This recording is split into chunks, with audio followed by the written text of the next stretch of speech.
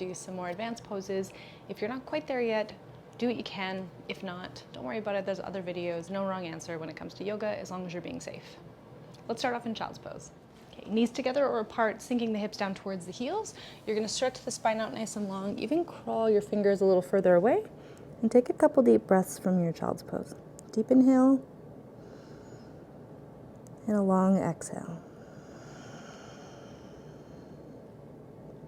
Do that again, slow inhale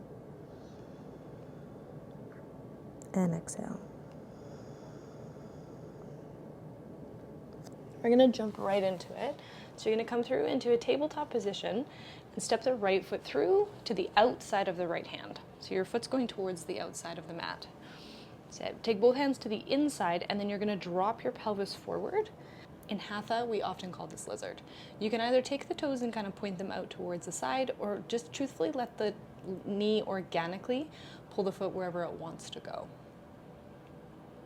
That's it. Think like trying to get a little bit of extra stretch into that left hip flexor, left side. And we're gonna hold here.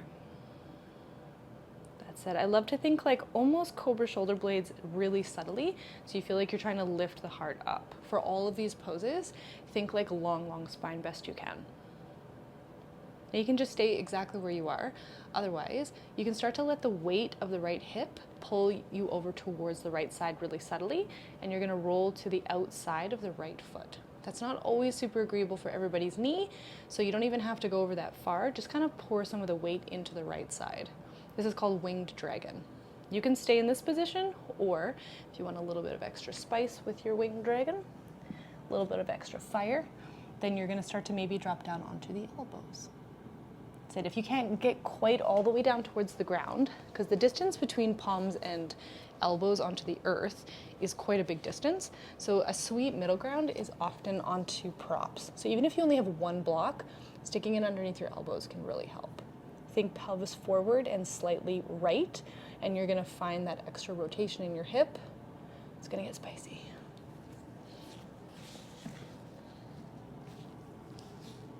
Okay, stay here for just a couple more breaths, I should say.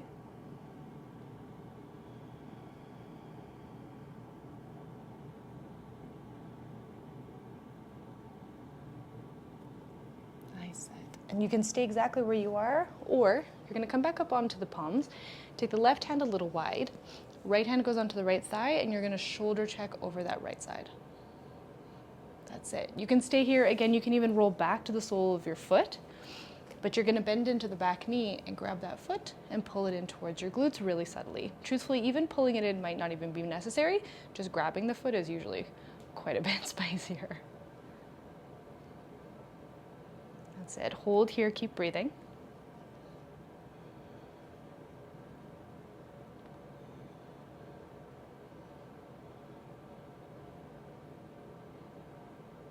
That's it. Now you can stay in this position, or you're gonna drop down towards the left elbow.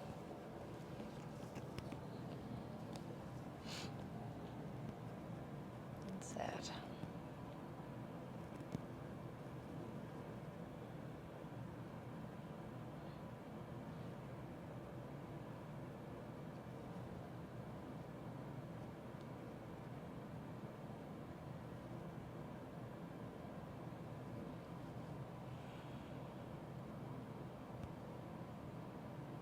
So take just a couple more breaths here. Nice, you guys. The next time that you exhale, slowly release. You're gonna go all the way back down to your child's pose. Take your time moving. You're gonna slowly start to pull the hips back, so you're taking the weight off of the front leg, and then just literally let it crawl back into your child's pose. Sometimes those poses are the ones that you're like, I don't know how I'm getting out of this. I'm gonna get stuck here. And just sink back and take a couple breaths. It's gonna be impossible for you not to feel the difference in the hips.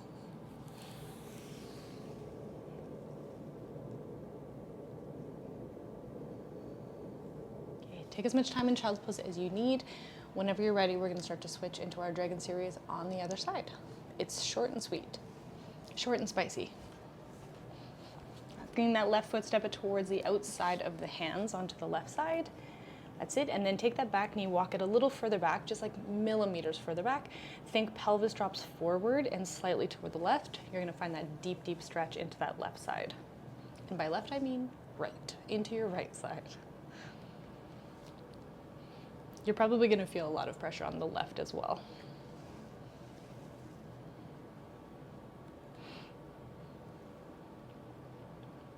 That's it. Again, think cobra shoulder blades. So think like heart is pulling up slightly, shoulders are pulling back. You're gonna find more pull into your hips by lengthening out your spine. Make sure your knee is happy. Sometimes walking the foot wider out or further back or further forward, you have to find like the right angle. If your knee is not unhappy, it means you're trying to force the foot or the hip into a direction that the knee doesn't want to go. And the knee is the thing that kind of gets to determine where everything goes. So your hip has this beautiful amount of rotation in it. It has like full range of motion. Your knee doesn't have that same luxury.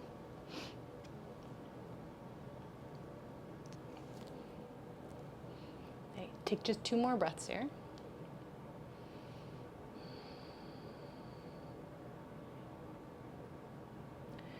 From here, you're gonna think the pelvis goes forward and slightly towards the left, putting a little bit more weight into that left side. You can again just kind of roll organically to the outside of the foot, make sure your knee is happy, and then you can stay here or you can drop down onto those elbows.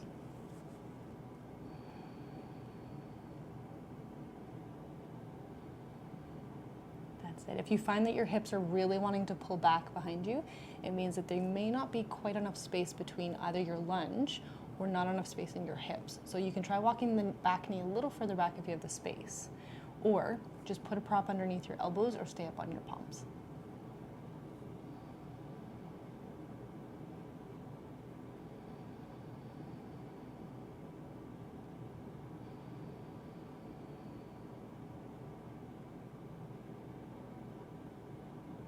So now you can just stay exactly as you are, or you're going to start to bend into that back knee. So before you actually get there, you're going to take the right hand nice and wide, take that left hand to the left thigh, and then rotate open towards that left side. That's it. From here, you're going to bend into that back knee if you have the space, holding on to that foot. It's going to create more stretch literally everywhere. Make sure your knee's happy. Make sure your shoulders are happy.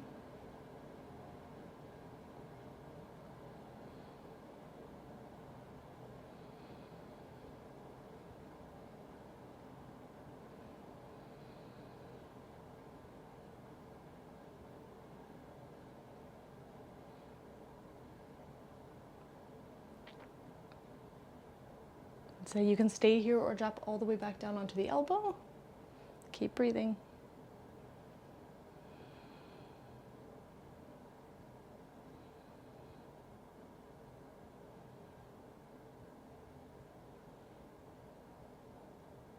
Say a last breath here. Nice and slow. You're going to still slowly start to unravel. Take hands down. You're going to pull those hips back. And then again, just slowly start to drag yourself back. Awesome. Okay. Make any kind of resting position. It can even be like comfortably on your seat, child's pose, anywhere you feel comfortable.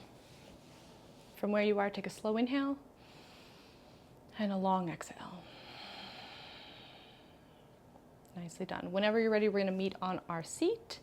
You're going to take those legs out nice and long. There's a couple different ways you can get into a full saddle, but this is one way if you want to try it. You're going to roll over towards that right side, tuck in the left, same thing, roll, tuck in the right, and then just sit down between the heels. If you find that's kind of complicated, especially on the ankles, you can always make your way just into a tabletop and then just literally bend into the knees, take the feet a little further apart, and you're going to roll back to sit between the heels. There's no wrong way to get into it. That's it. From here, we're going to take those hands behind the back, lift the hips up, and then tuck the tailbone underneath and drop the glutes back down. If your knees separate, let them separate. This is the same idea that your hips are being pulled open, so your knees go where your hips want them to go, okay?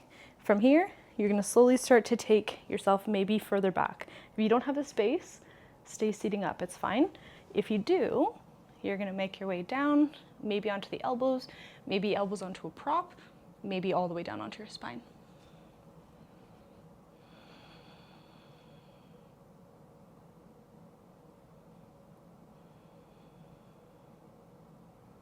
And just breathe from here.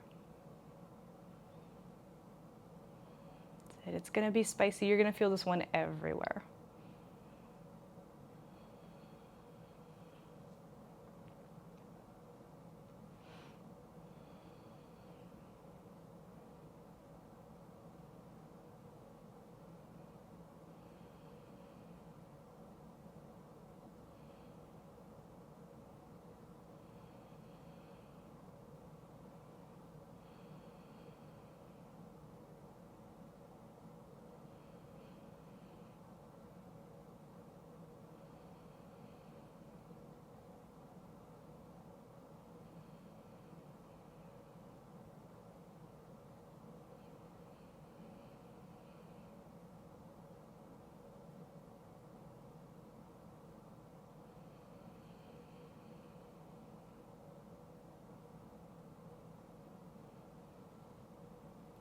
Take just one more breath here. And then fun fact, there's really no graceful way to get out of this. So we're just gonna get out of it however you can. You can either just press your way back up. Try not to use your low back, but use your core, use your hands, or you can roll to the side if you want to. But you're just gonna unravel those legs, release them out, and give them a nice shake. That's it. You can even make your way back down onto your spine and give the legs a little bit of a shake out.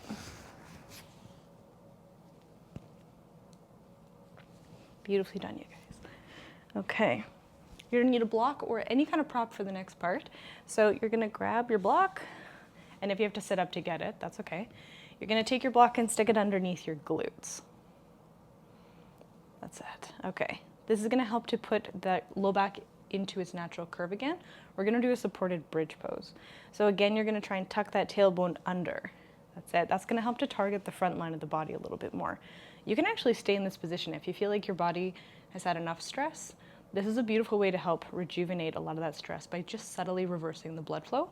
You can stay here, or you're gonna start to slowly straighten out the legs into an extended supported bridge. And this is gonna help pull onto the front of the muscles on the hip flexors, and it's gonna make that deep arch in the low back. So you're gonna get that organic curve from there.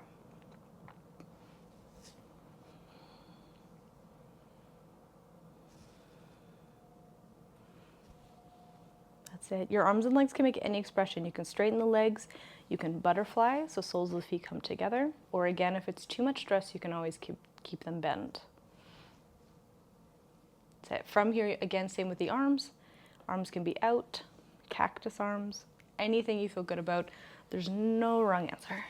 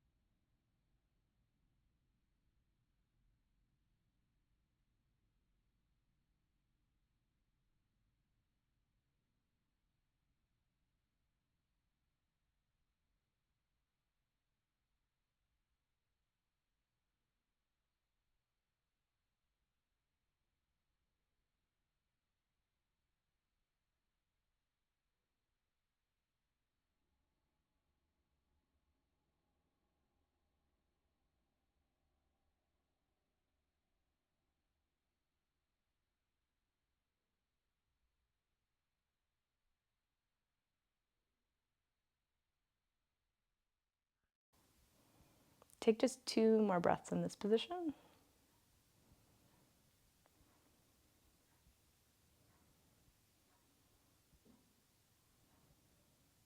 That's it. And then you're just going to start to bend into the knees. So soles of the feet come back onto the ground if they aren't already. You're going to start to lift those hips up. Whenever you feel ready, if you still feel a little bit too fragile, that's okay. And then you're going to drop those glutes back down towards the ground. Sometimes coming out of that pose can feel more intense than being in the pose. So if you need a couple extra breaths or a minute, it doesn't matter.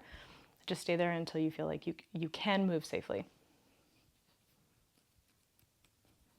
So for our last pose, we're just going to take butterfly. So take soles of the feet together, drop those knees open to the side. You're going to rest one hand onto the belly and one hand onto the heart. Take a nice slow deep breath in and release.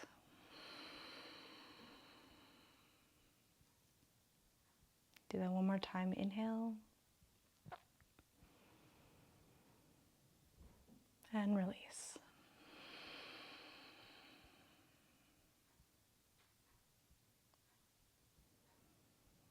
Just allow yourself to breathe organically for just like half a minute. Allow yourself to just reset and just be.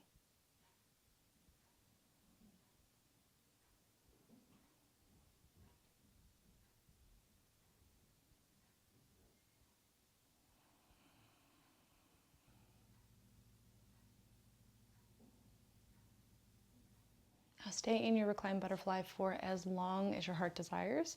Try and move when your body's ready to move rather than when your mind tells you you should move. And then whenever you're done, just make sure you're drinking lots of water. Thank you so much for coming to share your practice and have a beautiful day. Namaste.